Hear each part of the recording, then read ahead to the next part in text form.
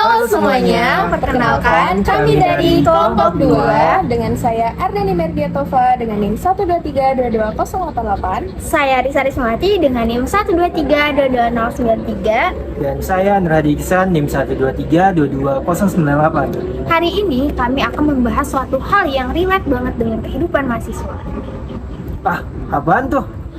Ya, topiknya mengapa kita menunda pekerjaan. Topik ini terlihat ringan, namun sebenarnya mengandung banyak sisi psikologis dan produktivitas yang menarik untuk kita pahami lebih dalam. Coba kita bayangkan berada di posisi tersebut. Sudah niat dari pagi mengerjakan tugas, referensi sudah lengkap, laptop sudah nyala, tapi tak kenapa tangan malah membuka hal yang tidak penting seperti menonton YouTube, malah nge-game, dan juga malah scroll TikTok. Kira-kira kalau misalkan kayak gitu, hasil akhirnya gimana ya tugasnya? Gak selesai kan? Nah, dan teman-teman pernah ngalamin hal yang sama gak sih? Oke, kalau misalkan kalian pernah mengalami hal yang sama, selamat. Itu bukan satu-satunya, karena hal tersebut adalah umum dilakukan atau dirasakan oleh mahasiswa lain. Nah, fenomena ini yang disebut dengan fenomena prokrastinasi.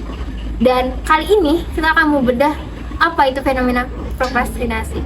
Ada 3 hal utama yang bakal kita sampaikan dalam topik kali ini. Yang pertama, kita akan membahas apa itu prokrastinasi, baik itu dari sisi definisi maupun dari konteks kehidupan sehari-hari. Yang kedua, kita akan membahas dari sisi psikologis. Kenapa sih kita cenderung melakukan prokrastinasi, padahal kan kita tahu kalau pekerjaan kita itu penting. Yang ketiga, kita akan memberitahu bagaimana cara mengatasi prokrastinasi dan hal tersebut bisa kita lakukan dalam kehidupan sehari-hari. Apa itu prokrastinasi? Secara etimologi, prokrastinasi berasal dari bahasa Latin, yang mana pro berarti maju ke depan dan krastinus artinya esok.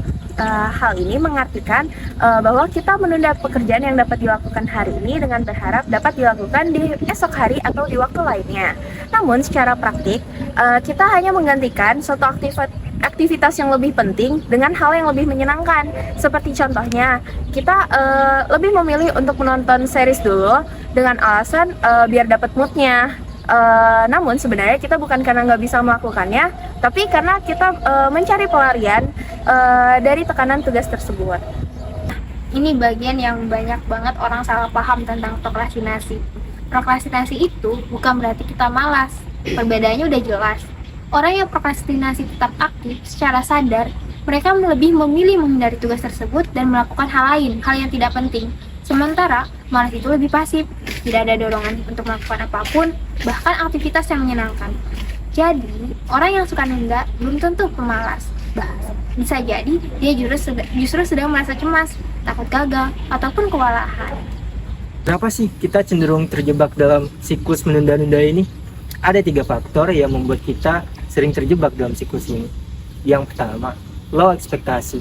Kita merasa kalau tugas tersebut tidak dapat kita selesaikan dengan baik, sehingga kita takut gagal atau merasa kecewa. Yang kedua, kita merasa kalau tugas tersebut tidak langsung memberikan manfaat terhadap diri kita, sehingga kita cenderung menunda pekerjaan tersebut.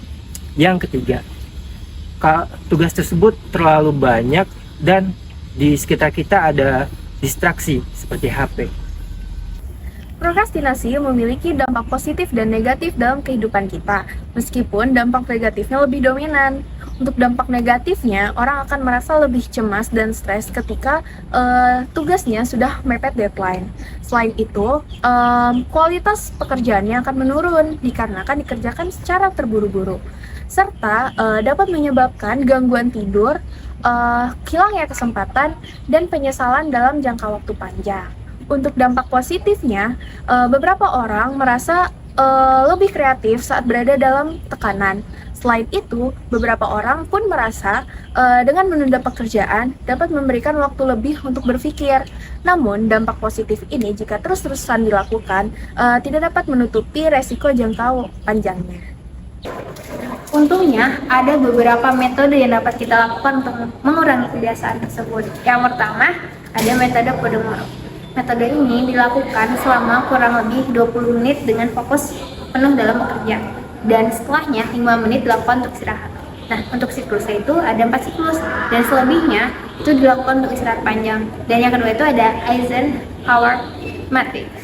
Nah, yang kedua ini metode di mana kita membagi beberapa tugas itu menjadi 4 kuadran dengan berdasarkan kepentingan dan juga urgensinya. Jadi, kita dengan mudah bisa menyesuaikan mana tugas yang perlu dikerjakan sekarang atau mana tugas yang perlu didelegasikan nanti.